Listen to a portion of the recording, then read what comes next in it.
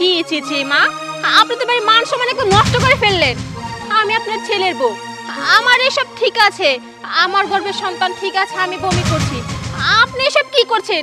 এই সমস্ত কথাবার্তা যদি এলাকার লোকজন শুনে ভাই মান সম্মান কই যাবে? ভাবি আপনি চুপ করুন তো, মার সাথে আমি কথা বলছি। ছি ছি ছি মা, এসব আমি কি দেখছি?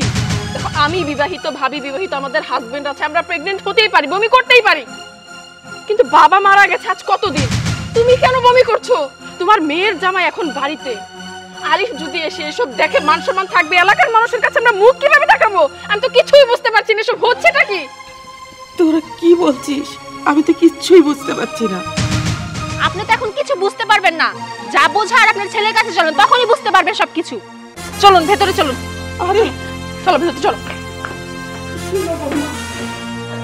আসো, এই দেখো তোমার মা কি শুরু করেছে, বাড়ির মান সম্মান একদম নষ্ট করে ফেলেছে।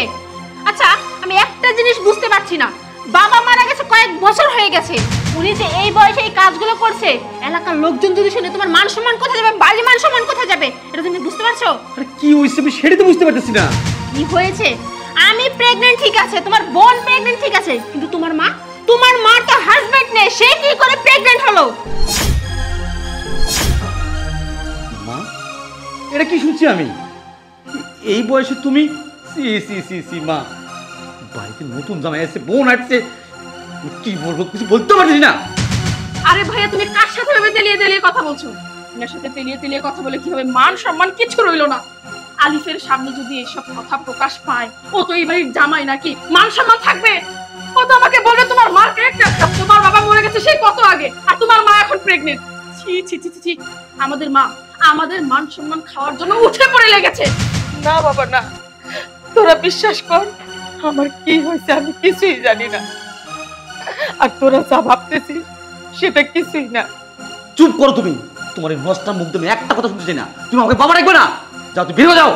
না ছোট সাহেব না, আপনারা বেগম সাহেবার এইভাবে অপবাদ দিয়েন না। বেগম সাহেবার কোনো দোষ নাই, বেগম সাহেবা অসুস্থ।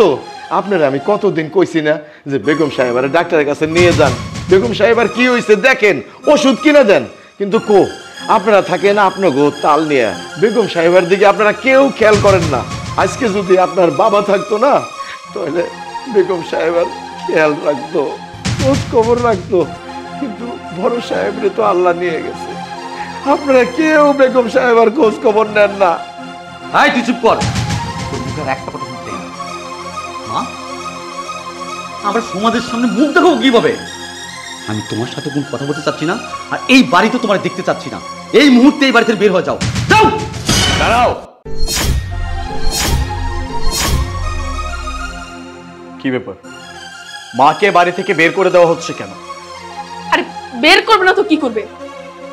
তুমি এই বাড়ির জামাই, তুমি আমার মা, আমার কথাগুলো বলতেও লজ্জা করছে, কিন্তু উপায় তো নেই, তোমাকে তো বলতে হবে। আমার বাবা মারা গেছে কত বছর হয়ে গেছে, এখন আমার মা প্রেগনেন্ট, সে বমি করছে, বাড়ি থেকে বের করে দেবে না তো কি করবে?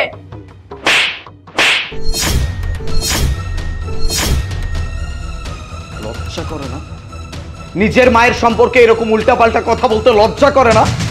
আরে তোমরা কি সন্তান নাকি সন্তান নামের কলঙ্ক? হ্যাঁ, নিজের মাকে অপবাদ দিয়ে বাড়ি থেকে বের করে দিচ্ছ। একটাবার চিন্তা করে দেখছো এই মানুষটার এরকম কেন হচ্ছে? একটা মানুষের বয়স হয়েছে, বয়স হইলে সেই মানুষটা অসুস্থ হবে, এটাই স্বাভাবিক। কই একবারও তো শুনলাম না তোমাদের মুখ থেকে যে মাকে হসপিটালে নিয়ে যাই, মায়ের একটু চেক আপ করাই, মাকে ডক্টর দেখাই। তোমাদেরকে বলে বলে এই মানুষটা মুখে ফেনা তুলে ফেলছে, কিন্তু তোমরা কেউ তাকে ডক্টরের কাছে পর্যন্ত নিয়ে যাও। শেষমেশ মানুষটা শরম লজ্জার মাথা খেয়ে আমাকে সবকিছু বলছে। আমি তাকে চেক আপ করাইছি, এই যে তার চেক আপের রিপোর্ট, এই রিপোর্টে স্পষ্টভাবে লেখা আছে এই মানুষটার পেটে টিউমার হয়েছে। একটা মানুষের পেটে যখন টিউমার হয় তখন তার শরীরে বিভিন্ন রকম সিমটমস দেখা যায়, মাথা ঘোরাবে, পেট ব্যথা করবে, বমি হবে, এইগুলো খুবই নর্মাল ইস্যু। আর একটা মানুষের বমি হইতেছে, তার মানে এইটা যে সেই মানুষটা প্রেগনেন্ট হয়ে গেছে। এতটা ব্যাকডেটেড চিন্তা ভাবনা নিয়ে তোমরা কিভাবে বাঁচতেছো আমি তো এটাই বুঝতে পারতেছি না। আর সব থেকে বড় কথা, সেখানে সে হচ্ছে তোমাদের মা। নিজের মায়ের প্রতি এতটুকু বিশ্বাস তোমাদের ভিতরে নাই? তোমাদের বাবা মারা গেছে আজ কত বছর যাবত, তার যদি উল্টাপাল্টা কোনো কিছু করার ইচ্ছা থাকতো তাহলে সে কবেই করতে পারতো, এইটুকু চিন্তা আপনারা করতে পারেন নাই? হ্যাঁ, এই যে রিপোর্ট দেখেন, রিপোর্ট কি দেখছেন? দেখছেন এখানে কি লেখা আছে? ভাবতেই অবাক লাগতেছে। আর আপনি নাকি এই মানুষটার সন্তান, তার ছেলে। ছেলে নামের একটা কলঙ্ক, কুলাঙ্গার একটা ছেলে। নিজের বাইরে এতটুকু খোঁজ খবর পর্যন্ত রাখতে পারেন নাই। এতদিন যাবত মানুষটা অসুস্থ, কোথায় থাকে ডক্টরের কাছে নিয়ে যাবেন, তার চেক আপ করাবেন, তার চিকিৎসা করাবেন, তা না মানুষটাকে অপবাদ দিয়ে বাড়ি থেকে বের করে দিচ্ছেন। কি অন্যায় করছিল সে? হ্যাঁ, আপনাদেরকে জন্ম দেওয়া কি তার সব থেকে বড় অন্যায় হয়ে গেছে? অপরাধ করে ফেলছে।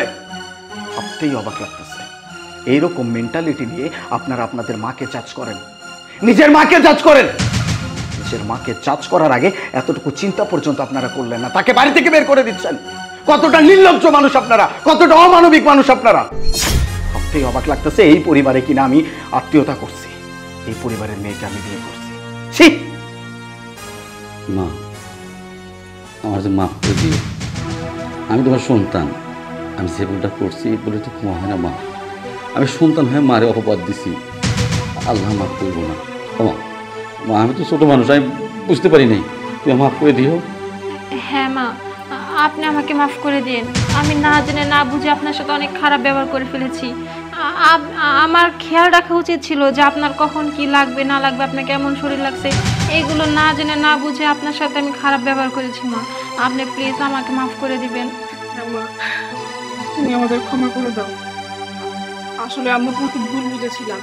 সন্তান হিসেবে তোমার প্রতি তো আমরা দায়িত্ব পালন করিনি, উল্টো এত বাজেভাবে তোমাকে এত মাফ করে দাও মা।